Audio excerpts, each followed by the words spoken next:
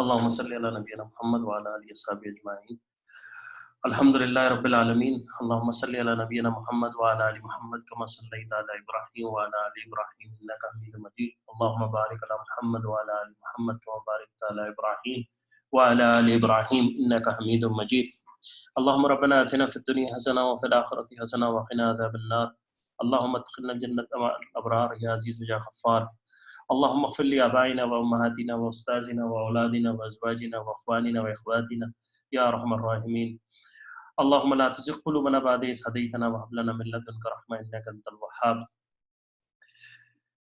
رب اغفر وارحم وأنت خير الراحمين. یا اللہ جو کہا جائے سنا جائے اس کو قبول و مقبول فرما، غلطیوں کو درگزر فرما،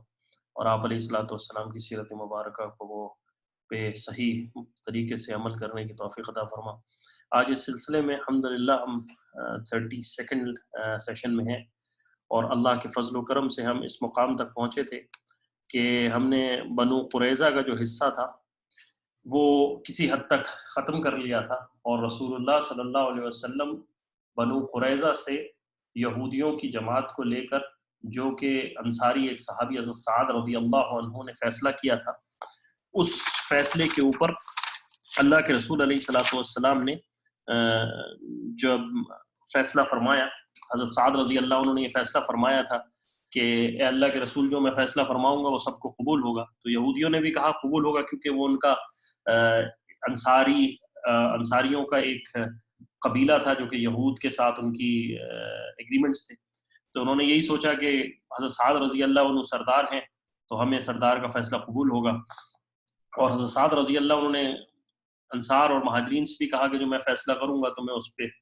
تکلیف نہیں ہونی چاہیے۔ بہرحال حضرت سعد رضی اللہ عنہ نے وہ فیصلہ کیا جو کہ تاریخ میں ایک اسلام کی تاریخ میں ایک وہ فیصلہ تھا جو کہ اللہ کے رسول علیہ الصلوۃ والسلام نے فرمایا کہ اللہ بھی چاہت، مطلب آسمانوں کا فیصلہ حضرت سعد رضی اللہ عنہ نے کیا، اور حضرت سعد رضی اللہ عنہ نے حکم دیا کہ جو ان کے جوان ہیں ان کو قتل کر دیا جائے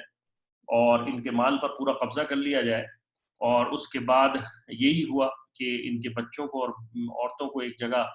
لا کے بند کیا گیا، اور اس کے بعد یہود کے بہت بڑی تعداد کو مدینے کے بازار میں ان کی گردنیں اتاری گئیں، اور آگ کی روشنی میں رات میں ان کو قتل کر دیا گیا۔ اصل میں مسئلہ یہ ہے کہ یہ فیصلہ دراصل انصاف کے خلاف نہیں تھا۔ حضرت سعد رضی اللہ عنہ نے جو فیصلہ کیا وہ دراصل توریت کے، کیونکہ یہ توریت کے ماننے والے تھے، اس کے عین مطابق تھا، اور توریت میں تھا کہ جب تو کسی شہر کے پاس لڑنے آ پہنچے تو پہلے اس سے صلح کا پیغام بھیج، اور اگر وہ صلح منظور کر لے اور تیرے لیے دروازے کھول دے تو ساری مخلوق جو اس شہر میں پائی جائے تیرا خراج گزار ہوگی اور تیری خدمت کرے گی، اور اگر وہ تجھ سے صلح نہ کرے بلکہ تجھ سے جنگ کرے تو اس کا محاصرہ کر، اور جب خداوند تعالیٰ تیرے قبضے میں کر دے تو وہاں کے ہر مرد کو تلوار سے قتل کر، مگر عورتوں اور لڑکوں اور مواشیوں کو، یعنی مویشیوں کو، جو کچھ اس کے درمیان میں ہے اس کو لے لے۔ تو یہ اصل میں جو فیصلہ تھا وہ یہودیوں کی ہی کتاب توریت کے اصول پہ تھا کہ یہودیوں نے مسلمانوں کے ساتھ جو تھی وہ بدعہدی کی تھی، اور اس بدعہدی کے بعد انہوں نے اپنے آپ کو ایک قلعے میں بند کر لیا تھا، اور اس کے باوجود ان کے سرداروں نے کہا کہ بھئی اسلام لے آؤ کامیاب ہو جاؤ گے، لیکن انہوں نے اس کو بھی قبول نہ کیا۔ بہرحال اس کے بعد اللہ کے رسول علیہ الصلوۃ والسلام کے حصے میں ایک جاریہ کے طور پر، جن کو ہم کنیز کہتے ہیں اردو میں، وہ حضرت ریحانہ بنت عمر رضی اللہ عنہا آئیں۔ یہ رسول اللہ صلی اللہ علیہ وسلم کے حصے میں آئیں۔ رسول اللہ صلی اللہ علیہ وسلم نے ان سے کہا کہ ریحانہ تم اسلام قبول کر لو، کامیاب ہو جاؤ گی، لیکن ریحانہ بنت عمر نے اس بات کو اسلام کو ماننے سے انکار کر دیا، تو آپ علیہ الصلوۃ والسلام، کیونکہ وہ آپ صلی اللہ علیہ وسلم کی کنیز تھی، آپ علیہ الصلوۃ والسلام ان سے ناراض ہو کر اٹھ کے آ گئے۔ جب حضرت ثعلبہ رضی اللہ عنہ کو اور ایک صحابی رضی اللہ عنہ کو پتہ چلا، تو کہ حضرت ثعلبہ رضی اللہ عنہ کو پتہ چلا کہ اللہ کے رسول علیہ الصلوۃ والسلام ناراض ہیں ریحانہ سے، تو اللہ کے رسول علیہ الصلوۃ والسلام وہ اللہ کے رسول علیہ الصلوۃ والسلام کے پاس خوشخبری لے کے گئے کہ یا رسول اللہ ریحانہ جو ہیں وہ مسلمان ہو گئی۔ آپ علیہ الصلوۃ والسلام حضرت صلبہ رضی اللہ عنہ ریحانہ کے پاس گئے، ان سے کہا کہ تم اسلام قبول کر لو، کامیاب ہو جاؤ گے، اللہ تعالیٰ تو بہرحال وہ اللہ کے رسول علیہ الصلوۃ والسلام وہ ریحانہ بن عمر رضی اللہ عنہ نے اسلام کو قبول کیا. اس کے بعد اللہ کے رسول علیہ الصلوۃ والسلام نے ان کو اختیار دیا کہ وہ چاہے تو رسول اللہ صلی اللہ علیہ وسلم ان سے نکاح کر لیں، یا وہ علیہ الصلوۃ والسلام کی جاریہ بن کر، یعنی کنیز بن کر، وہ اللہ کے رسول علیہ الصلوۃ والسلام کی کنیز بن کر جو ہے وہ زندگی گزاریں. تو سیدنا ریحانہ رضی اللہ عنہ نے رسول اللہ صلی اللہ علیہ وسلم کی جاریہ بننا قبول کیا. انہوں نے کہا کہ مجھے اللہ کے رسول علیہ الصلوۃ والسلام کی جاریہ بننا قبول ہے. جن حضرات کی ذرا پلیز کیمرہ بند کر لیجیے گا، اگر جن کے کیمراز ہیں تو پلیز ذرا کیمرہ اگر وہ بند کر لیں تو میرے لیے آسانی ہو جائے گی. ایک منٹ جی، میں ایکچولی خود کوشش کرتا ہوں. ٹھیک ہے. تو اس کے بعد سیدنا ریحانہ رضی اللہ عنہ نے رسول اللہ صلی اللہ علیہ وسلم کی کنیز ہی رہنا پسند کیا. ایک دفعہ آپ علیہ الصلوۃ والسلام نے، تاریخ میں آتا ہے کہ آپ علیہ الصلوۃ والسلام نے ان کو ایک جو ہے ان سے علیحدگی اختیار کی. وہ اس پر بہت زیادہ غمگین ہوئی، لیکن آپ علیہ الصلوۃ والسلام نے ان سے پھر رجوع کر لیا دوبارہ. جب رسول اللہ صلی اللہ علیہ وسلم حجۃ الوداع کے موقع پر تھے تو اسی درمیان میں ریحانہ رضی اللہ عنہ کا، ریحانہ بن عمر رضی اللہ عنہ کا انتقال ہو گیا اور ان کو جنت البقیع میں دفن کر دیا گیا. اب رسول اللہ صلی اللہ علیہ وسلم، جب یہ واقعہ اس وقت تک کا ہے جب رسول اللہ صلی اللہ علیہ وسلم بنی قریظہ سے واپس آئے، اور بنی قریظہ سے واپس آ کر آپ علیہ الصلوۃ والسلام نے جو ہے وہ ایک کام اور کیا کہ آپ علیہ الصلوۃ والسلام جب بنی قریظہ سے واپس آئے تو تقریباً 5 اور 6 ہجری کے درمیان کا ہی واقعہ ہے کہ آپ علیہ الصلوۃ والسلام نے اس سے پہلے اپنے ساتھ منہ بولے بیٹے تھے حضرت زید رضی اللہ عنہ. زید رضی اللہ عنہ کی اللہ کے رسول علیہ الصلوۃ والسلام نے ان کی نکاح جو ہے اپنی پھوپھیزاد بہن حضرت زینب بنت جحش رضی اللہ عنہ کے ساتھ کر دیا تھا. حضرت زینب رضی اللہ عنہ بھی شاید جو ہے وہ انیشلی وہ اللہ کے رسول علیہ الصلوۃ والسلام کے حکم پر انہوں نے حضرت زید رضی اللہ عنہ سے نکاح قبول کر لیا. حالانکہ حضرت زید رضی اللہ عنہ دراصل آزاد کردہ غلام تھے، اور عرب کے دستور کے حوالے سے آزاد کردہ غلام ہونے کے باوجود بھی ایک بڑے خاندان کی بیٹی کا اس طرح سے آسان نہیں تھا. لیکن کیونکہ حکم اللہ کے رسول علیہ الصلوۃ والسلام کا تھا اور اسلام اس چیز کو الگ کرنا چاہتا تھا کہ کوئی ذات کوئی چیز کسی سے اوپر نہیں، اصل میں دراصل تقویٰ ہے، تو حضرت زینب بنت جحش رضی اللہ عنہ نے حضرت زید رضی اللہ عنہ سے نکاح کر لیا. اور جب نکاح کر لیا تو اس کے بعد حالات کچھ موافق نہیں رہے ان دونوں میاں بیوی، یعنی حضرت زینب بنت جحش رضی اللہ عنہ جو کہ اللہ کے رسول علیہ الصلوۃ والسلام کی پھوپھی حضرت امیمہ بنت عبد المطلب کی بیٹی تھی، یعنی اللہ کے رسول صلی اللہ علیہ وسلم کی پھوپھیزاد بہن تھی. ان کے تعلقات حضرت زید رضی اللہ عنہ سے اچھے نہیں رہے اور گھر کے اندر مسائل رہے. حضرت زید رضی اللہ عنہ آتے اور کہتے کہ اللہ کے رسول علیہ الصلوۃ والسلام میرا زینب کے ساتھ گزارا نہیں ہو رہا. اللہ کے رسول علیہ الصلوۃ والسلام کہتے تم میری خاطر اس کو تعلق کو قبول کرو اور چھوڑنے کی ضرورت نہیں ہے.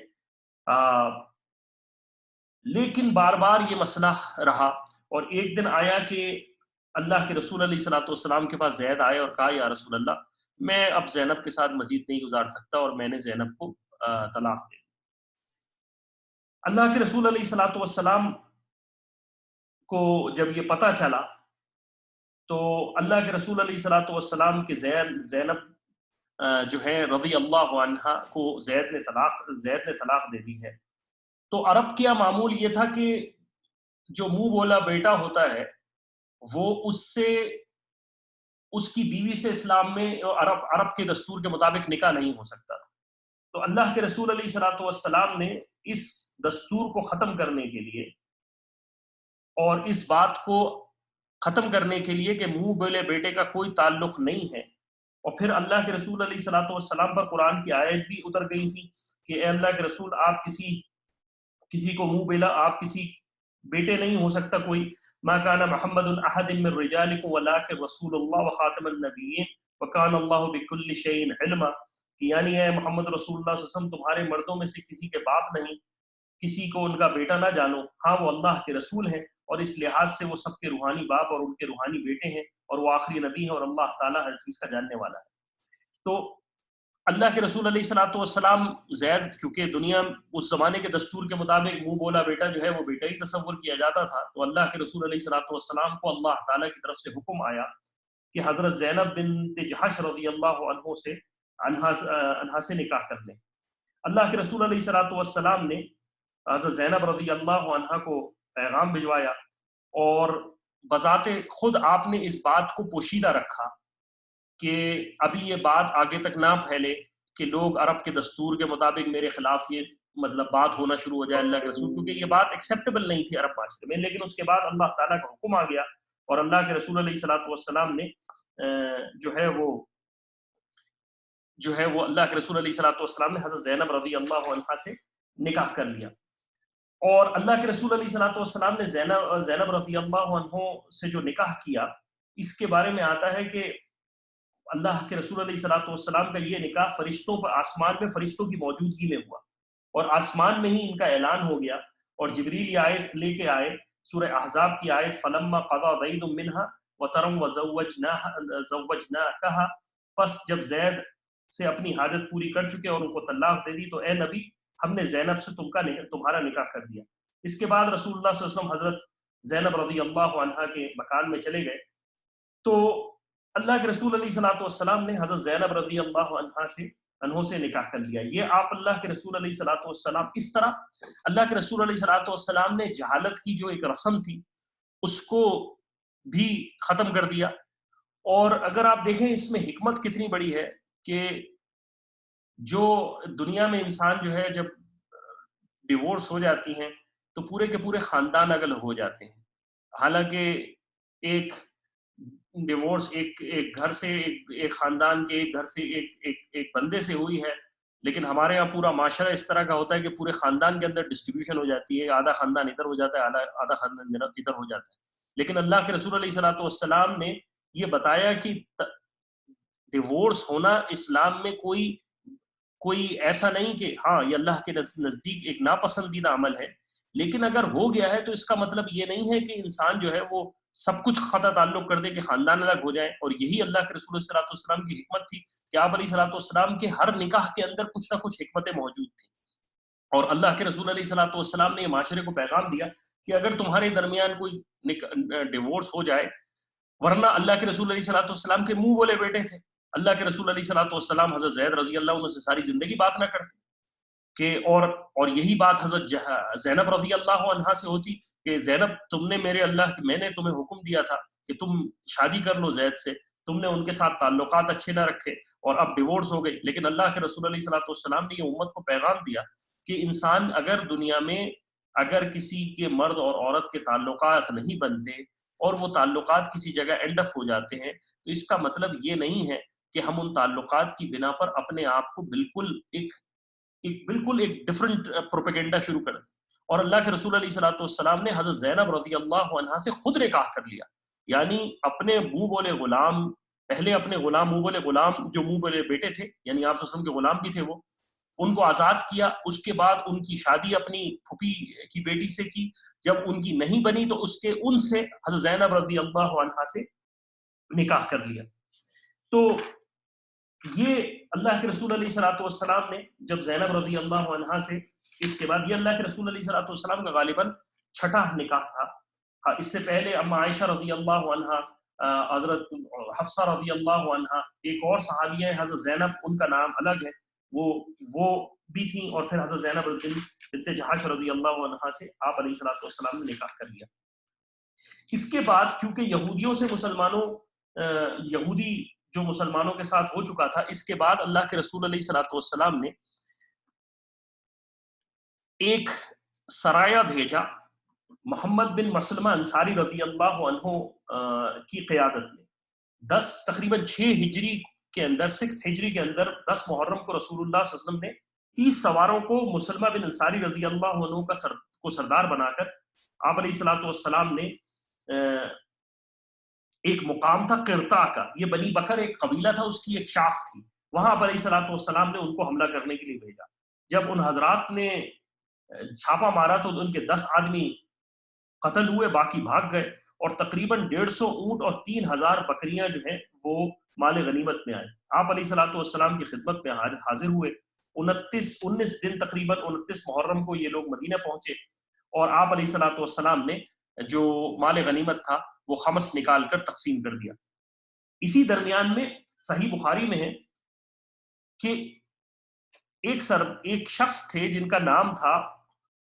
ثمامہ بن اسال۔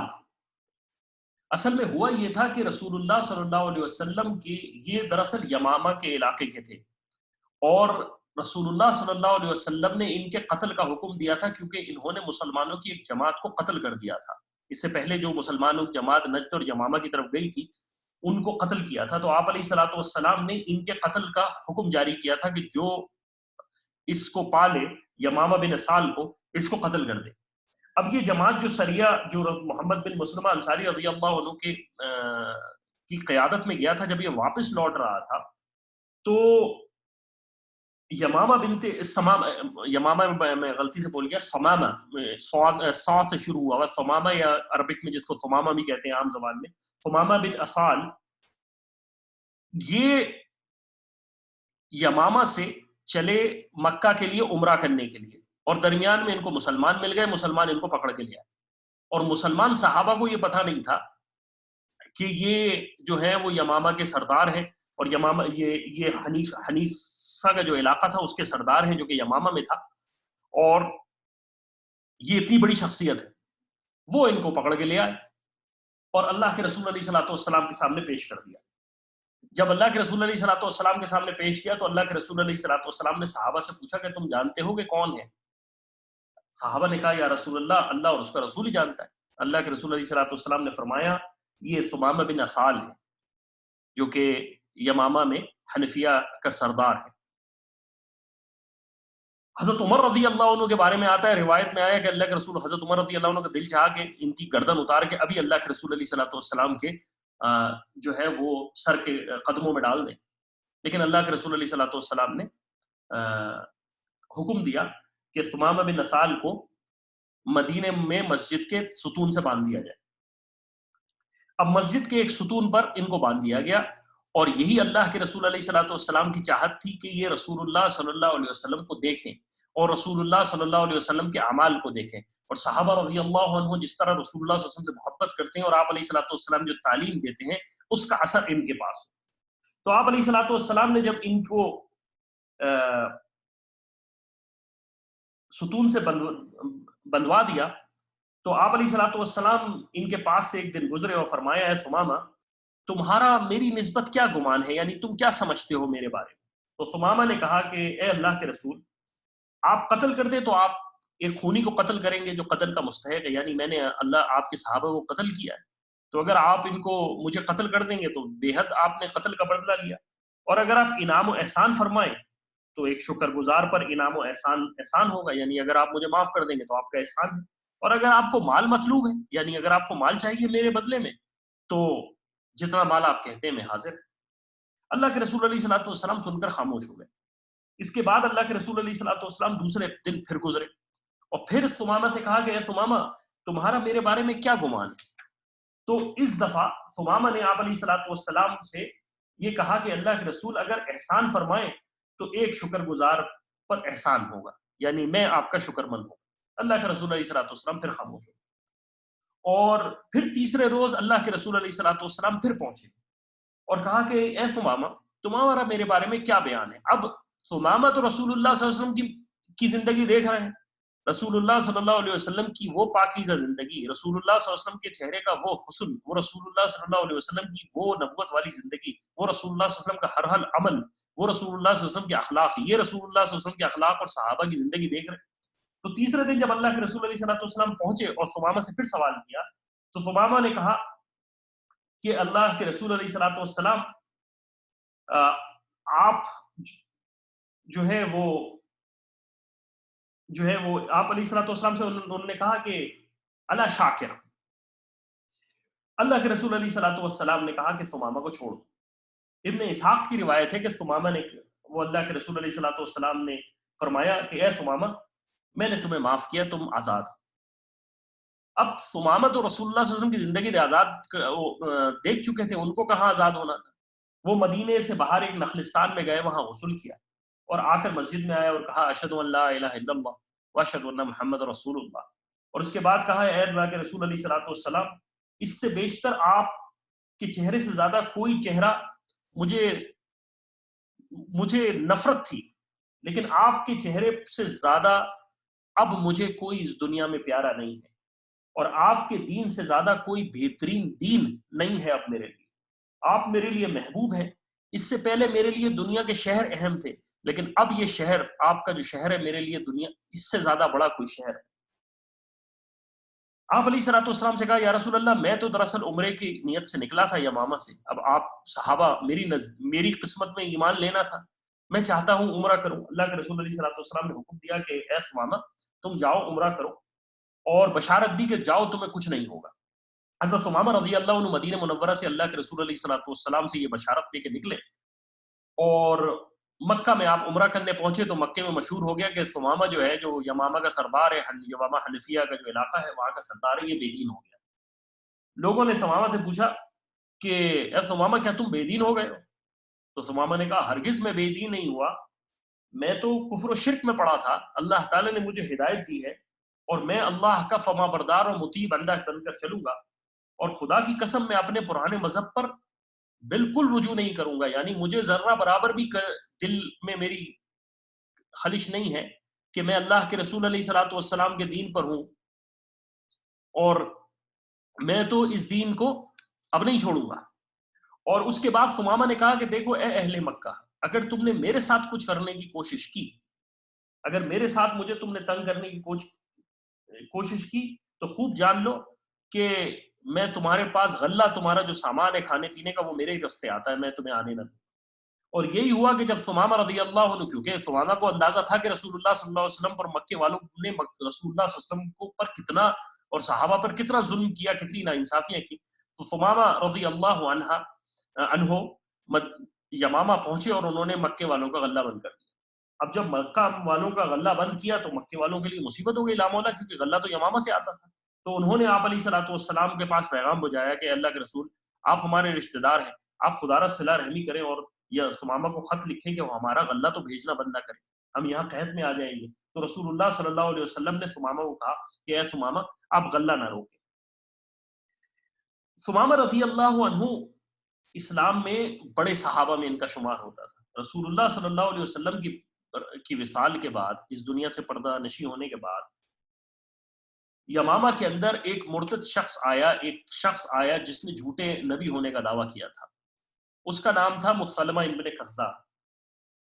اور جب مسلمہ ابن کذاب نے نبی ہونے کا یمامہ میں دعویٰ کیا تو بہت سارے لوگ جو تھے وہ مسلمہ ابن کذاب کے ساتھ ہو گئے، کیونکہ زکوٰۃ نہیں دینی، رسول الاسلام چھوڑ دیا انہوں نے. تو حضرت ثمامہ رضی اللہ عنہ جب لوگوں کے سامنے گئے تو انہوں نے قرآن کی آیتیں پڑھی. حامیم تنزیل الکتاب من اللہ العزیز العلیم غافر الذنب وقائل التوب شدید العقاب ذی الطول لا الہ الا ہو الیہ المصیر. یہ کتاب اتاری گئی اس اللہ کی جانب سے جو غالب ہے اور دانا ہے اور گناہوں کو بخشنے والا ہے، توبہ کا قبول کرنے والا ہے، اور مجرموں کو سزا دینے والا ہے، اور دوستوں کو بڑا انعام دینے والا ہے. اس کے سوا کوئی معبود نہیں، اور اسی کی طرف تم کو لوٹ کے جانا ہے. جب آپ علیہ الصلوۃ والسلام کے ان صحابی حضرت ثمامہ رضی اللہ عنہ نے یہ سورہ مومن کی آیات پڑھی، تو کیونکہ ایک صحابی کے ذریعے نکلا ہوا کلام، اور صحابی رضی اللہ عنہ کے دل سے جو قرآن انہوں نے سنایا،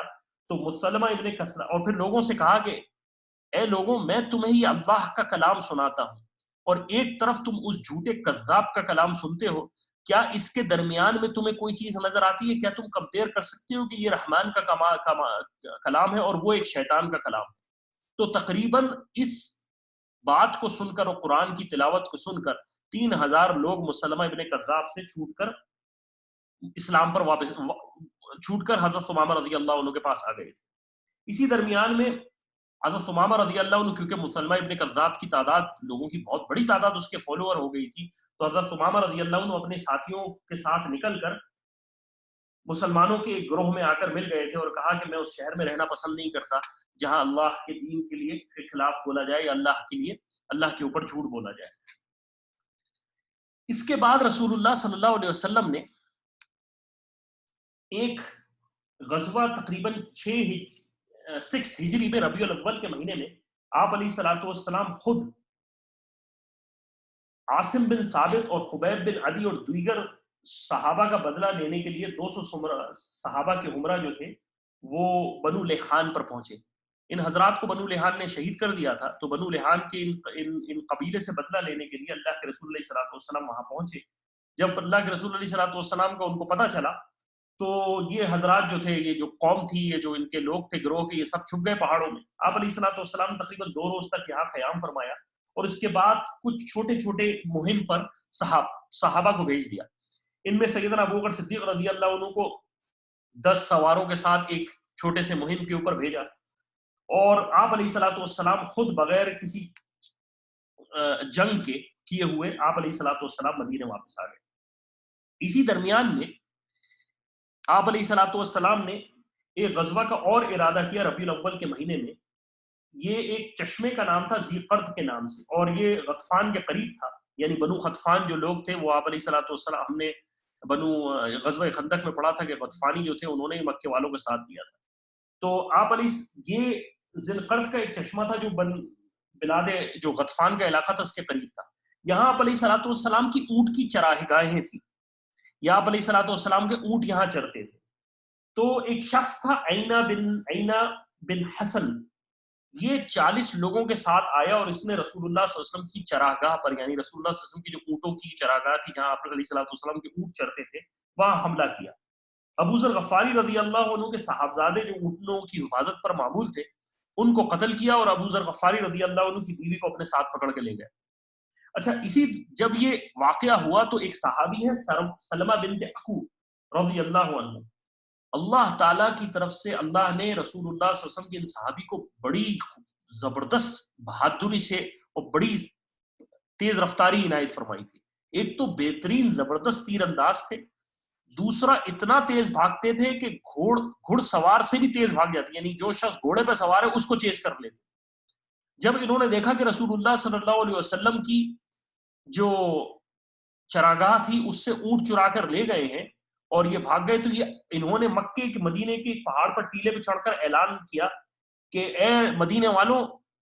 ہم مشکل میں ہیں، اور یا صاحبہ کر کے آپ نے 3 دفعہ اعلان کیا تو پورا مدینہ گونج اٹھا. اور یہ بتایا کہ رسول اللہ صلی اللہ علیہ وسلم کی جو اونٹنیاں ہیں ان کو جو عینہ بن حسن ہے یہ چرا کر لے گیا، اور خود اکیلے ان کے پیچھے بھاگے، کیونکہ جو اونٹ چرانے والے اونٹ چرا کے لے جو اونٹ چوری کر کے لے کے جا رہے تھے یہ بھی جا رہے تھے، اور پیچھے سے انہوں نے تیر اندازی شروع کی. اب آپ سوچیں کہ 40 لوگ اور یہ اکیلے، یہ اتنی تیزی سے پیچھے بھاگے کہ انہوں نے ان 40 کو روکا، ان پہ تیر اندازی کی، اور رسول اللہ صلی اللہ علیہ وسلم کے سارے اونٹ بھی کھینچ لیے، یعنی ان کے کچھ لوڈ بھی پکڑ لیے اور رسول اللہ صلی اللہ علیہ وسلم کے اونٹ بھی جو ہے واپس لے لیے. اسی درمیان میں جب رسول اللہ صلی اللہ علیہ وسلم کو پتہ چلا تو آپ علیہ الصلوۃ والسلام تقریباً 500 یا بعض روایت میں 700 سوار کے عمرہ وہاں تیزی سے نکلے. اور جب آپ وہاں پہنچے تو ان سے پہلے آپ علیہ الصلوۃ والسلام کے کچھ صحابہ پہلے ہی پہنچے ہوئے تھے اور انہوں نے ان حضرات کا مقابلہ کیا تھا، اور تقریباً 2 مشرکین جو تھے وہ قتل ہو گئے تھے، اور ایک صحابی تھے جن کا لقب تھا اخرم، وہ بھی شہید ہوئے. اور ان کے بارے میں آتا ہے کہ اخرم رضی اللہ عنہ کو حضرت سلمہ بنت اکو نے کہا تھا کہ اکوا نے کہ اے اخرم تم مت جاؤ اکیلے لڑنے کے لیے. تو انہوں نے کہا اے سلمہ، جنت سامنے پڑی اور تم مجھے روکتے، اور یہ کہہ کر دشمنوں سے لڑے اور وہ شہید ہو گئے. بہرحال رسول اللہ صلی اللہ علیہ وسلم نے رسول اللہ صلی اللہ علیہ وسلم کے جو سارے اونٹ تھے وہ حضرت سلمہ رضی اللہ عنہ ویسے ہی قبضہ کر لیے تھے. وہ حضرت سلمہ رضی اللہ عنہ جب اللہ کے رسول وہاں پہنچ گئے تو ان کی خدمت میں حاضر ہو کے فرمایا، یا رسول اللہ، میں نے اونٹ تو آپ کے پکڑ لیے، اور میں فلاں جگہ پر تقریباً 100 آدمیوں کو بھی پکڑ لیا ہے، گرفتار کر لیا ہے، اور میں ان کو پیاسا ایک جگہ چھوڑ آیا ہوں، وہ پیاسے ہیں، اگر آپ حکم دیں گے تو ہم ان کو پکڑ کے لا سکتے ہیں.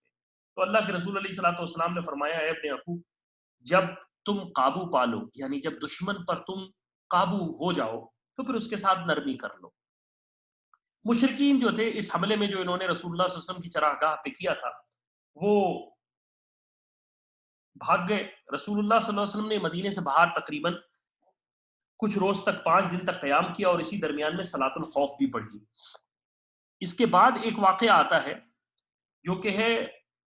ایک اور آپ علیہ الصلوۃ والسلام نے جنگی قافلہ جس میں رسول اللہ صلی اللہ علیہ وسلم خود نہ شریک ہوں، اس کو سریہ کہتے ہیں. تو آپ علیہ الصلوۃ والسلام نے ایک سریہ جو تھا وہ کاشا بنت محصن رضی اللہ عنہ کے ساتھ ربیع الاول کے مہینے میں 40 آدمیوں کے ہمراہ آپ علیہ الصلوۃ والسلام نے بھیجا. جب آپ علیہ الصلوۃ والسلام نے ان کو غمر کی طرف بھیجا، علاقے کا نام تھا غمر، وہاں بھیجا، تو وہ لوگ جو تھے جب سنا کہ مسلمانوں کے قافلے جنگی وہ صحابہ آ رہے ہیں تو وہ سارا اپنا مال دولت مویشی چھوڑ کر بھاگ گئے اور مسلمان ان سے مال غنیمت لے کے آ گئے. اسی درمیان میں ایک اور سریہ آپ علیہ الصلوۃ والسلام نے ایک اور جنگی قافلہ آپ علیہ الصلوۃ والسلام نے حضرت محمد مسلمہ رضی اللہ عنہ کی قیادت میں بسوی ذی القصہ کے نام سے آپ علیہ الصلوۃ والسلام نے بنو ثعلبہ اور بنو عوام کے مقابلے کی طرف روانہ فرمایا. جب رات کو پہنچے یہ حضرات تو یہ بنو ثعلبہ جو علاقہ تھا وہاں پر جب انہوں نے پڑاؤ ڈالا اور رات کو یہ حضرات سو گئے، لیکن ان پر دشمنوں نے حملہ کیا اور تقریباً جو بھی اس اللہ کے رسول علیہ الصلوۃ والسلام کے صحابہ تھے ان میں تقریباً 100 آدمیوں پر شبخون مارا اور ان کو شہید کر دیا. خود محمد بن مسلمہ رضی اللہ عنہ کو زخمی ہوئے، ان کو مردہ سمجھ کر چھوڑ گئے. ایک مسلمان کا ادھر سے گزر ہوا، بعد میں ان کا انتقال ہو گیا تو محمد بن مسلمہ رضی اللہ عنہ کی وہ لاش کو لے کر وہ مدینے لے آئے. جب آپ علیہ الصلوۃ والسلام کو یہ خبر ملی کہ میرے صحابہ رضی اللہ عنہ کا اتنا بڑا حملہ میرے صحابہ رضی اللہ عنہ پر ہوا ہے، تو آپ علیہ الصلوۃ والسلام نے بدلہ لینے کے لیے حضرت عبیدہ بن جراح کو بھیجا. اور عبیدہ بن جراح رضی اللہ عنہ نے جب ان پر پہنچ کر حملہ کیا تو وہ شکست ہوئی ان کو اور وہ بھاگ گئے، اور ابو عبیدہ رضی اللہ عنہ جو ان کے مال مویشی تھے وہ پکڑ کے لے آئے اور پھر مال غنیمت نہ ہونا تقسیم ہوا. اس کے ساتھ ساتھ آپ علیہ الصلوۃ والسلام نے جب یہ واقعہ ہو گیا تو آپ علیہ الصلوۃ والسلام یہ چھوٹے چھوٹے غزوات، یہ چھوٹے چھوٹے واقعات ہیں تاریخ کے اندر جو صلح حدیبیہ اور غزوہ خندق کے درمیان ہوئے ہیں. یعنی غزوہ خندق ختم ہوئی ہے اور اس کے بعد آپ علیہ الصلوۃ والسلام نے مستقل یہ جنگی محاذ پر صحابہ کو بھیجتے رہے ہیں. چھوٹے چھوٹے قافلے تھے جو چھوٹی چھوٹی جنگیں لڑتے تھے، یا ان جو قبائل جنہوں نے آپ علیہ الصلوۃ والسلام کے ساتھ جنگ کی تھی یا ان کے ساتھ بدعہدی کی تھی، ان کے ساتھ مستقل آپ علیہ الصلوۃ والسلام نے صحابہ کی جماعتیں بھیجی. تو ایک صحابہ کی جماعت آپ علیہ الصلوۃ والسلام نے ربیع الاخر کے اندر 6 ہجری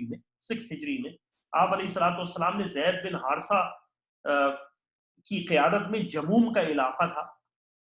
وہاں پر بھیجا، اور اس جموم کے علاقے میں بنو سلیم رہتے تھے، ان کے لیے ان کے مقابلے کے لیے بھیجا. وہاں جب پہنچ کر معلوم ہوا تو پتہ چلا کہ ان کو رستے میں جب تھے تو وہاں ایک عورت مل گئی، ان کو اس سے پکڑ کر آپ نے تمام صحابہ نے جو سردار تھے ان سے اس کے حالات معلوم کیے. انہوں نے اس عورت نے ان کو سارا پتہ بتا دیا. بہرحال مسلمانوں نے حملہ کیا، کچھ قیدی اور کچھ اونٹ اور کچھ بکریاں ہاتھ آئیں اور مسلمان غنیمت لے کر واپس آئے. اسی درمیان میں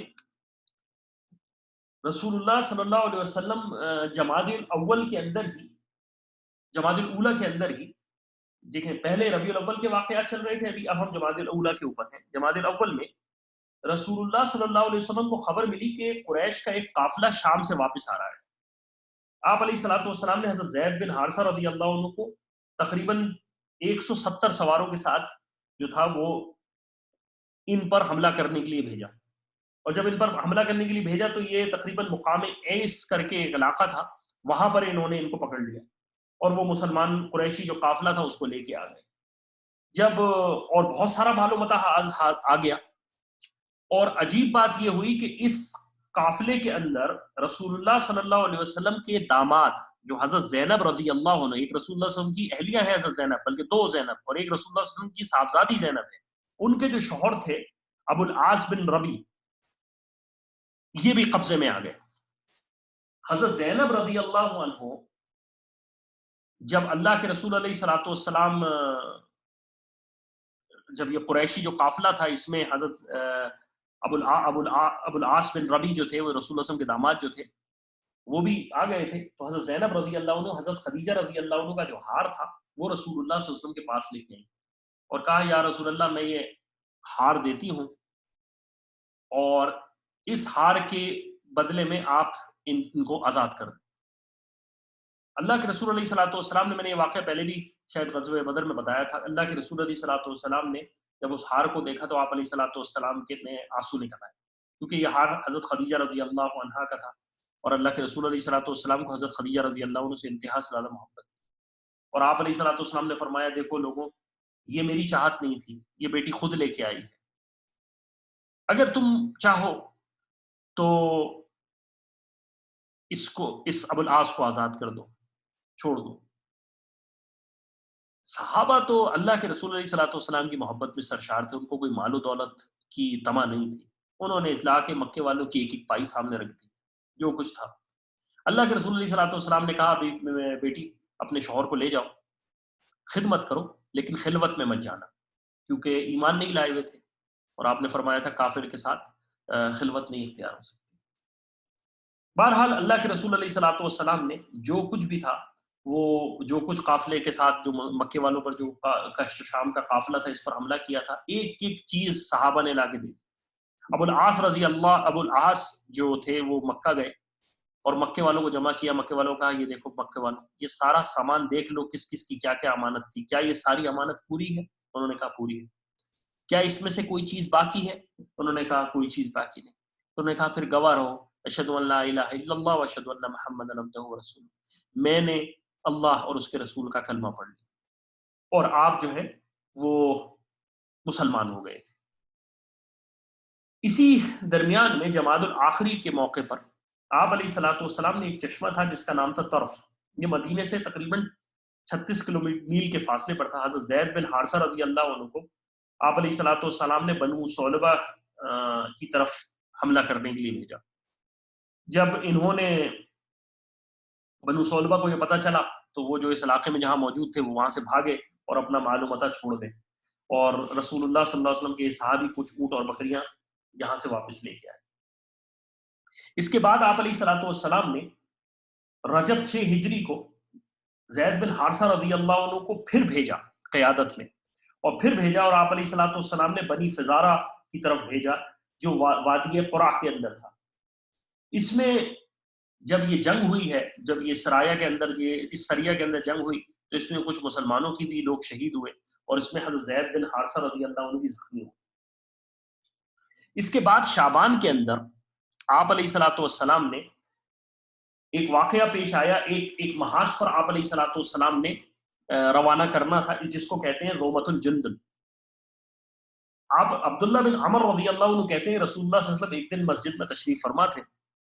ابو بکر، عمر اور عثمان و علی اور عبد الرحمن ابن عوف اور عبداللہ ابن مسعود اور معاذ بن جبل، حذیفہ بن یمان، ابو سعید خدری رضی اللہ عنہ، یعنی کہ بڑے بڑے صحابہ اللہ کے رسول علیہ الصلوۃ والسلام کے ساتھ موجود تھے۔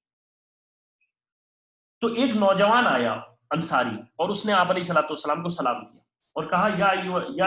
یا رسول اللہ، ای المؤمنین افضل، کون سا مومن جو ہے وہ سب سے افضل ہے؟ اللہ کے رسول علیہ الصلوۃ والسلام نے فرمایا وہ جو کہ یا رسول اللہ سب سے بہتر مسلمان کون؟ تو اللہ کے رسول علیہ الصلوۃ والسلام سے انہوں نے ارشاد فرمایا احسنہم اخلاقا، وہ سب سے بہترین مومن ہے جس کے اخلاق سب سے اچھے۔ پھر اس کے بعد اس نے سوال کیا اے اللہ کے رسول، کون سا مسلمان سب سے زیادہ ہوشیار اور سمجھدار ہے؟ تو اللہ کے رسول علیہ الصلوۃ والسلام نے فرمایا میرے صحابی، سب سے زیادہ سمجھدار مومن وہ ہے جو سب سے زیادہ موت کو یاد کرنے والا ہے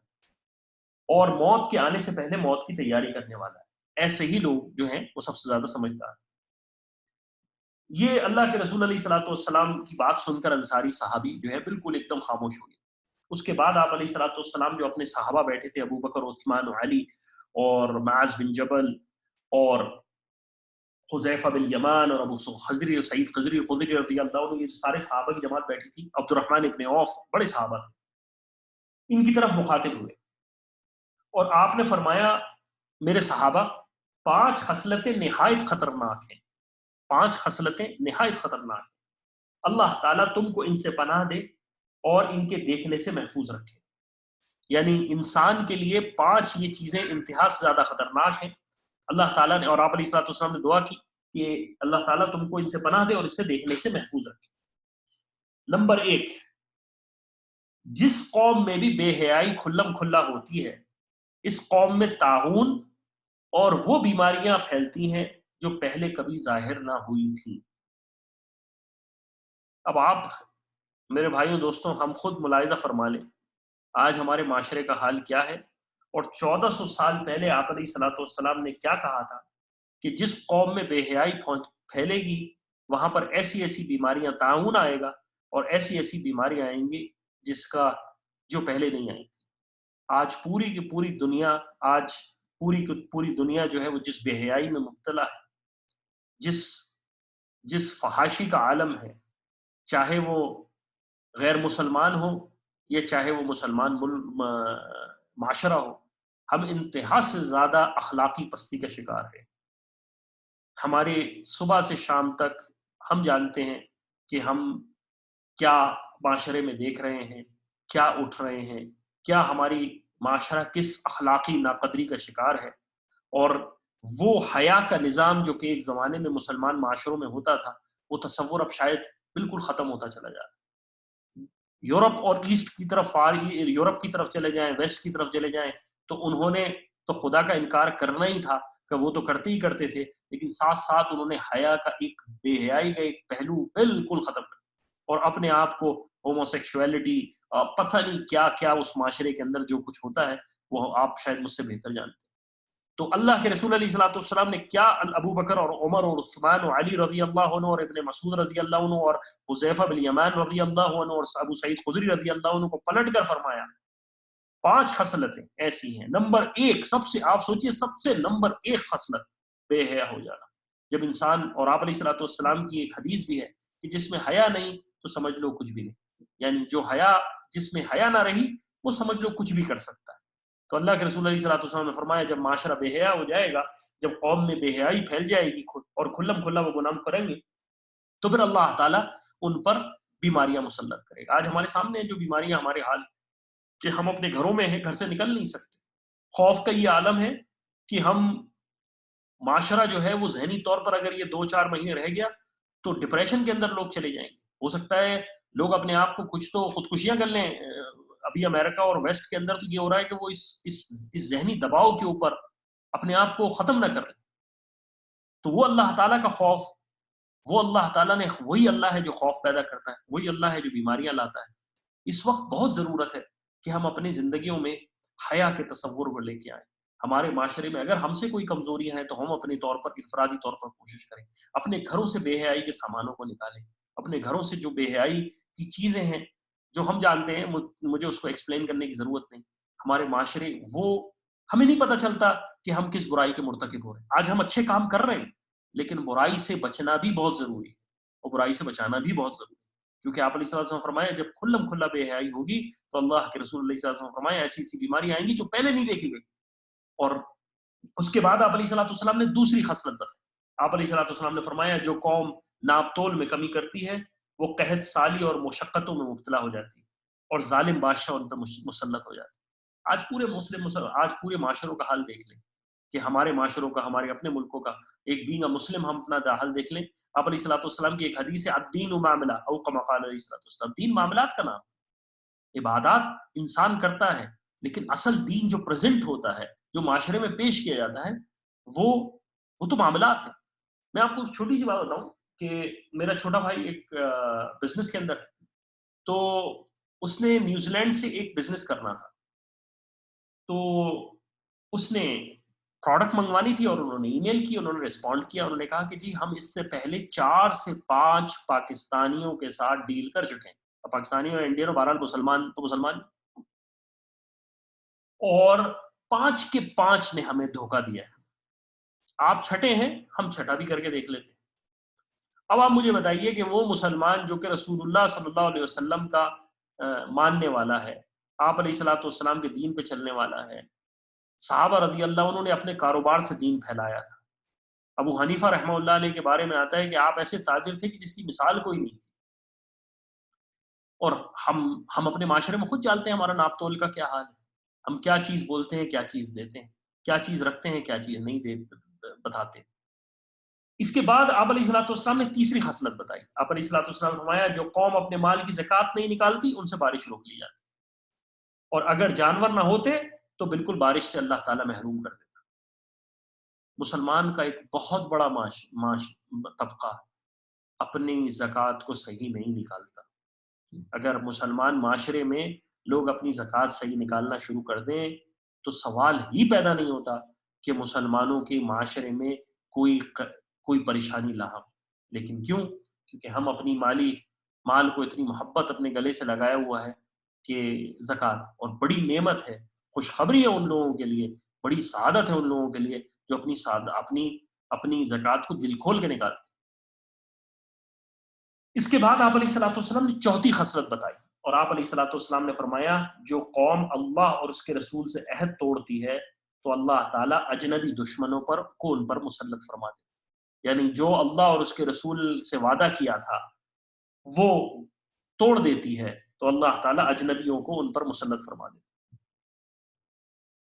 اور جب پیشوا اور حکام کتاب اللہ کے خلاف فیصلے کرنے لگے اور متکبر ہو جائیں تو اللہ تعالیٰ آپس میں پھوٹ ڈال دیتے. یعنی جب خصلت ایک ایسی خصلت ہو کہ حکمراں جو ہیں وہ اللہ اور اس کے رسول کے خلاف فیصلے کریں تو مسلمانوں میں آپس میں پھوٹ پڑ جائے. آج مجھے کچھ بولنے کی ضرورت نہیں، ہم مسلمان طور پر ہمارا کیا حال ہے، ہم فرقوں میں ٹوٹے ہوئے، معاشروں میں ٹوٹے ہوئے، لوگوں میں ٹوٹے ہوئے، ہمارا حال بہت برا ہے. تو اللہ کے رسول علیہ الصلوۃ والسلام نے یہ 5 خصلتیں بتائی. اس کے بعد آپ علیہ الصلوۃ والسلام نے حضرت عبد الرحمن ابن عوف کو بلایا اور عبد الرحمن ابن عوف کو کہا ہے عبد الرحمن ابن عوف میں تم کو ایک مشن پہ روانہ کر رہا ہوں، تیار ہو جاؤ. جب عبد الرحمن ابن عوف تیار ہو کے آئے تو اللہ کے رسول علیہ الصلوۃ والسلام نے صبح کی نماز فارغ ہو کر عبد الرحمن ابن عوف کو بلایا، اپنے سامنے بٹھایا، اپنے ہاتھوں سے اللہ کے رسول علیہ الصلوۃ والسلام نے سیاہ یعنی بلیک امامہ پہنایا، اور اس کا چار انگشت یعنی جو آپ کے آلموسٹ لائک 4 to 5 انچ جو ہے اس کا شملہ پیچھے چھوڑا. 4 انگشت جو ہم پگڑی جس طرح امامہ باندھتے ہیں، آپ نے دیکھا ہوگا اکثر ہمارے علماء جو امامہ باندھتے ہیں بالکل اسی طرح، اور فرمایا اے ابن عوف اسی طرح امامہ باندھا کرو، اس سے بھلا معلوم ہوتا ہے، یعنی اس طرح امامہ باندھو خوبصورت لگو. اس کے بعد آپ نے کہا اے بلال ذرا جھنڈا لا کے دو. بلال رضی اللہ عنہ نے ایک جھنڈا لا کے دیا. آپ علیہ الصلوۃ والسلام نے عبد الرحمن ابن عوف کو دیا اور آپ نے کہا اللہ کی حمد و ثنا بیان کی، اور اس کے بعد اپنے پر درود بھیجا اور آپ نے کہا اے عبد الرحمن ابن عوف یہ جھنڈا لے کر اللہ کی جہاد کے لیے نکل جاؤ. جن لوگوں نے اللہ کے ساتھ کفر کیا ان کے ساتھ قتال کرو، خیانت اور عذر نہ کرنا یعنی خیانت نہ کرنا، کسی کے ناک کان نہ کاٹنا، نہ کسی بچے کو قتل کرنا. اب دیکھیں یہ اللہ کے رسول علیہ الصلوۃ والسلام جنگی تعلیم دے رہے ہیں صحابہ کو کہ دیکھو تمہیں نہ بچے کو قتل کرنا ہے، نہ لاشوں کو مسخ کرنا ہے، اور یہ اللہ کا عہد ہے اور اس کے نبی کی سنت ہے. یعنی یہی اللہ کا وعدہ ہے کہ تم اللہ کے دشمنوں سے قتال کرو، ان پر ظلم نہ کرو، خیانت مت کرنا، اور بچوں پر ظلم نہ کرنا، اور جو قتل ہو جائیں ان کی لاش کو مسخ نہ کرنا. اور اگر وہ تمہاری دعوت قبول کر لیں، اسلام لے آئیں، تو ان کی رئیس کی جو ان کا سردار ہے اس کی بیٹی کو نکاح کا پیغام بھیجنا اور نکاح کر لینا. یہ اللہ کے رسول علیہ الصلوۃ والسلام نے انصاری صحابی رضی اللہ عنہ کو حضرت عبد الرحمن ابن عوف کو بھیجا. اچھا یہ جو علاقہ تھا یہ جب عبد الرحمن ابن عوف وہاں جا کر پہنچے اس علاقے میں زومت الجندل کے نام سے، تو آپ علیہ الصلوۃ والسلام عبد الرحمن ابن عوف رضی اللہ عنہ نے جو اللہ کے رسول علیہ الصلوۃ والسلام کے بڑی صحابی ہیں اور عشرہ مبشرہ میں ہیں، اور یہ وہ صحابی ہیں جو کہ شاید ان سے مالدار کوئی صحابہ نہیں تھے، اور یہ مدینہ منورہ میں جب آئے تھے ان کے پاس کچھ بھی نہیں تھا، سب کچھ ختم کر کے آئے تھے ہجرت کر کے، لیکن اللہ نے ان کو ایسا بزنس مین بنایا تھا کہ جب ان کی ایک پوری ڈیٹیل آپ کو مل جائے گی کہ جب ان کا ترکہ تقسیم ہوا تھا. تو عبد الرحمن ابن عوف رضی اللہ عنہ نے وہاں پر جب پہنچے تو آپ نے 3 روز تک اسلام کے بارے میں بتاتے رہے. ابھی آپ نے دیکھا ہوگا ہمارے تبلیغی حضرات جو ہیں، تبلیغ والے بیچارے 3 جو تبلیغی حضرات ہیں وہ 3 جماعت کے نکلتے ہیں، وہ اسی صحابہ کی سنت سے ہے. کہ جب بھی صحابہ کسی جنگی محاذ پہ جاتے تھے اور جنگ جاتے تھے تو اس علاقے میں 3 دن تک اللہ اور اس کے رسول کا پیغام پہنچاتے تھے، کہ 3 دن تک وہاں اسلام کا اعلان کرتے تھے، دیکھو لوگوں اسلام لے آؤ کامیاب ہو جاؤ گے، دیکھو لوگوں اسلام لے آؤ کامیاب ہو جاؤ گے. یہ 3 دن تک وہاں پر فضا بلند ہوتی تھی. خالد بن ولید رضی اللہ عنہ بھی یہی کرتے تھے. تو عبد الرحمن ابن عوف نے 3 دن تک وہاں پر مسلمان ہونے کی دعوت دی. اور اگر قوم 3 دن مان لیتی تھی تو وہی حاکم تھے، وہی لوگ تھے، اسلام قبول کر لیا. اور اگر وہ اسلام کی گورننس، اسلام کا ریاست کا حصہ بن جاتے تھے. اور جو نہیں مانتے تھے پھر ان کے لیے 2 آپشن ہوتے تھے، یا تو وہ ایگریمنٹ کر لیں مسلمانوں سے اور مسلمانوں کو ٹیکس دے دیں جس کو جزیہ کہتے تھے، یا پھر مسلمانوں کے ساتھ قتال ہو جاتا. تو حضرت عبد الرحمن ابن عوف نے 3 روز تک مسلمان ہونے کی دعوت دی. جو رئیس تھا اس نے اسلام کو قبول کیا، اور جو کہ اصلاً عیسائی تھا اس نے اسلام قبول کیا، تو اس کی قوم نے بھی اسلام کی طرف آگے بڑھا. آپ علیہ الصلوۃ والسلام نے عبد الرحمن کو تو پیشن گوئی کری دی تھی کہ عبد الرحمن دیکھ لینا، اگر وہ تم اس کی رئیس کی بیٹی کو نکاح کے پیغام بھیجنا. تو اللہ کے رسول علیہ الصلوۃ والسلام کو تو وہی تھی. تو عبد الرحمن ابن عوف نے وہاں پر جو رئیس تھی ان کی بیٹی جو تھی اس کو نکاح کا پیغام بھیجا. اس کا نام تھا اصبغ کر کے، اور عبد الرحمن ابن عوف ان کو اپنے ساتھ مدینے لے آئے. اب یہ وہ واقعات ہیں جو تقریباً 6 ہجری کے اندر ہوئے. اس کے بعد ایک اور واقعہ آتا ہے، ایک اور آپ علیہ الصلوۃ والسلام نے قافلہ بھیجا جو فدق کے مقام پر تھا. یہ شعبان کے اندر رسول اللہ صلی اللہ علیہ وسلم کو خبر ملی کہ بنو بکر جو ہیں وہ یہودیوں کو کچھ امداد پہنچا رہے ہیں. بنو بکر جو قبیلہ تھا، جب آپ علیہ الصلوۃ والسلام نے یہ خبر ملی تو آپ نے حضرت علی رضی اللہ عنہ کو 100 آدمیوں کے جو لیڈرشپ میں، حضرت سیدنا علی رضی اللہ عنہ کی لیڈرشپ میں 100 مجاہدین کی جماعت کو بھیجا. جب ان کو پتہ چلا تو بنو سعد مطلب ایک درمیان میں ان کو پتہ چلا کہ یہاں پر جو ہے وہ مسلمانوں کی جماعت آ رہی ہے، تو وہ بھاگ نکلے. اور جب وہ بھاگ نکلے تو بہت سارے جو اونٹ اور بکریاں جو ان کا سامان تھا وہ مسلمان واپس لے آئے، اور مسلمانوں نے اس پر قبضہ کر لیا. یہ وہ تمام حالات ہیں جو کہ 6 ہجری تک تقریباً ہوئے ہیں. اور 6 ہجری کے بعد تقریباً 3 سے 4 اور سریہ آئیں گے، جس میں ایک عبداللہ بن عتق ہے کا ایک سریہ ہے، جس میں ایک سریہ عبداللہ بن رواحہ رضی اللہ عنہ کا ہے، اور پھر ایک جنگی محاذ پر آپ نے قرز بن جابر فہری رضی اللہ عنہ کو بھیجا، اور ایک ہے عمر بن امیہ غمری رضی اللہ عنہ کا ایک قافلہ آپ علیہ الصلوۃ والسلام نے بھیجا تھا. تو یہ 3 سے 4 مزید اور 6 ہجری کے اندر یہ واقعات ہوئے ہیں جن میں آپ علیہ الصلوۃ والسلام نے صحابہ کی جماعت کو مختلف قافلوں کی صورت میں حملہ کرنے کے لیے بھیجا. مدینے کے آس پاس، کچھ شام کے رستے میں، کچھ یمامہ کی طرف، کچھ بنو ثعلبہ، کچھ بنی بکر کے علاقے میں. تو یہاں پر مسلمان اور ساتھ ساتھ مسلمانوں کی جو مدینے کی ریاست تھی وہ اپنی جگہ ایکسپینشن کیے جا رہی تھی. جیسے میں نے بتایا یمامہ کے اندر یہ جو صحابی تھے حضرت ثمامہ بن رضی اللہ عنہ، یہ سردار تھے، انہوں نے دعوت قبول کر لی تھی اللہ کے رسول علیہ الصلوۃ والسلام. اگلے ہفتے جو اہم واقعہ آئے گا جو کہ اسلام کے اندر ایک بہت اہمیت کا حامل ہے وہ ہے صلح حدیبیہ کا. اور انشاءاللہ ہم اگلے ہفتے ہی اس کو کریں گے کیونکہ اب رمضان بھی قریب ہے، تو ہمیں اس کو کوشش کریں گے ہم ہر مہینے ہو، ہر ہفتے ہو. کیونکہ پچھلے ہفتے ہوا یہ تھا کہ ہمارا زکوٰۃ کا ایک سیشن ہوا تھا اور زکوٰۃ کا سیشن بہت امپورٹنٹ تھا، تو اب تقریباً 2.5 سے 3 گھنٹے اس کے اندر ہو چکے تھے، تو پھر اسی ہفتے کے اندر پھر دوبارہ ایک سیشن لینا ہمت نہیں ہو پا رہی تھی. تو بہرحال اب جو اگلا ہفتہ آئے گا انشاءاللہ ہم صلح حدیبیہ کو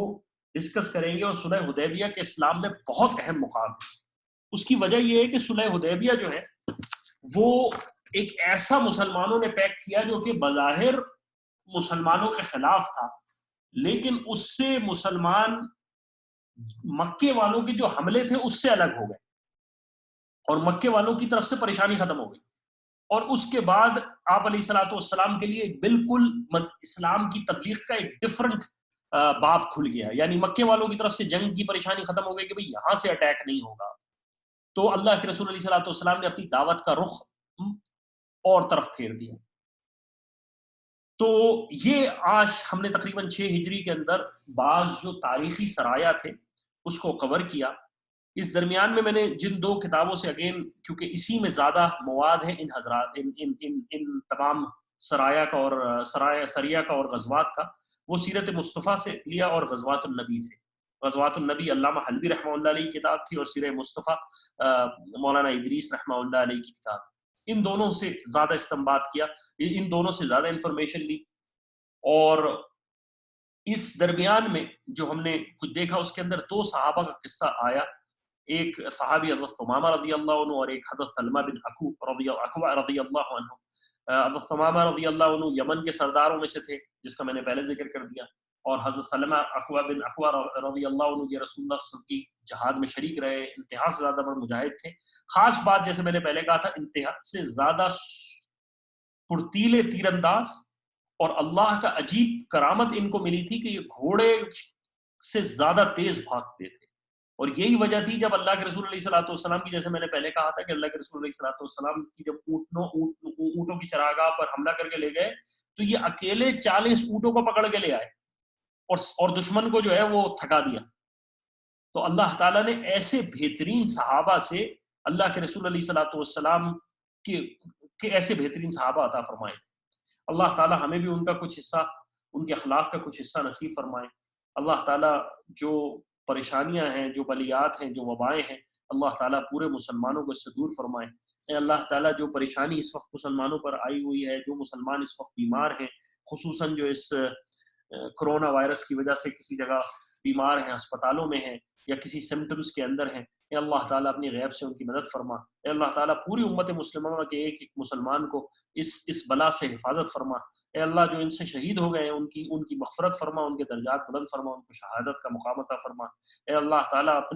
ہمیں بھی اس آزمائش سے، ہمارے بچوں کو بھی، ہمارے اہل و عیال کے بھی، ہمارے والدین کو بھی، استادوں کو بھی، بہن بھائیوں کو بھی، ان کی اولادوں کو بھی، محلے والوں کو بھی، پوری دنیا کی انسانیت میں جہاں مسلمان آباد ہیں، یا میرے رب اپنی رحمت و فضل سے تمام مسلمانوں کو یا اللہ محفوظ فرما. اے اللہ تعالی ہم سے تو راضی ہو جا. رمضان سے پہلے ہماری مسجدوں کو، اے میرے رب ہماری مسجدوں کو آباد فرما، ہمارے حرم کو دوبارہ آباد فرما. اے میرے رب رسول اللہ صلی اللہ علیہ وسلم کی جو مدینہ منورہ ہے، یا اللہ اس کو رمضان سے پہلے پھر اپنے غیب سے، یا اللہ تیرے غیب تو تیرے آگے تو کچھ بھی چھپا نہیں، سب کچھ تیرے ہی ہاتھ میں ہے. اے میرے رب ان مسجدوں کو، ان حرمین کو، ہمارے حرمین کو یا اللہ مسلمانوں کے لیے ہر عام اور خاص کے لیے یا اللہ کھول دے. یا اللہ مسجدیں یا اللہ آباد فرما. یا اللہ ہمارے 4 جمعے فوت ہو چکے ہیں، یا اللہ اپنی رحمت و فضل سے ہم جس اس وقت کرب کا شکار ہیں، یا اللہ اپنے فضل سے، اے میرے رب اپنے فضل سے یا اللہ ہماری کمی کوتاہیوں کو یا اللہ معاف فرما. ہم میں رسول اللہ صلی اللہ علیہ وسلم کی امت کی وجہ سے، اے اللہ اس حبیب کے صدقے میں جن حبیب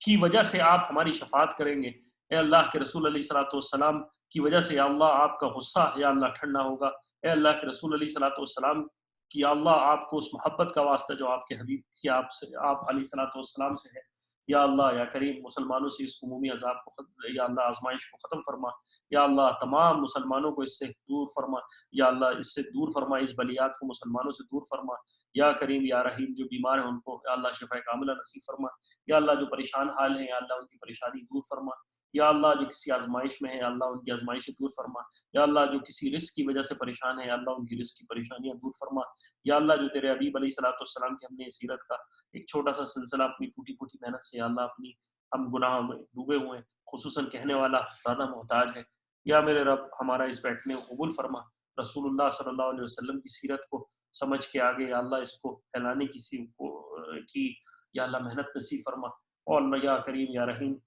جب دنیا سے جائیں یا اللہ یا کریم تو ایمان کے ساتھ خاتمہ نصیب فرما. یا میرے رب ہماری زندگی کے آخری دن کو ہماری زندگی کا بہترین دن فرما دے، عطا بنا دے. یا میرے رب اس دن سے پہلے ہماری اس دنیا سے جانا نہ نصیب فرمانا جب تک تو ہماری مغفرت نہ فرما دے. ہمارے یا اللہ یا کریم ہماری اولاد کو، ہمارے اہل و عیال کو یا اللہ ایمان کے ساتھ دنیا سے لے کے جانا. یا اللہ یا کریم ایمان کی دولت سے نوازنا. یا اللہ وہ بہتر مسلمان ہم سے بہتر اور عمل میں اور یا اللہ علم میں بہتر مسلمان بنانا، یا اللہ ایسے مسلمان ہماری اولادوں کو، ہماری نسلوں کو بنانا جو تیرے دین کی خدمت کر سکیں، جو تیرے دین کے لیے کام کر سکیں، یا اللہ یا کریم ہمارے بچوں کو حیا کے ساتھ بنانا، یا اللہ ہماری بیٹیوں میں حیا پیدا فرمانا، یا اللہ ہماری بہنوں میں حیا پیدا فرمانا، یا اللہ حیا کے ساتھ یا اللہ نصیب فرمانا، کیونکہ یا اللہ جس معاشرے میں حیا نہیں اس میں کچھ بھی نہیں، وہ ہر کچھ کر سکتا ہے۔ وصلی اللہ تعالیٰ علی خیر خلقی محمد وعلی آلہ اصحابہ اجمعین برحمتک یا ارحم الراحمین۔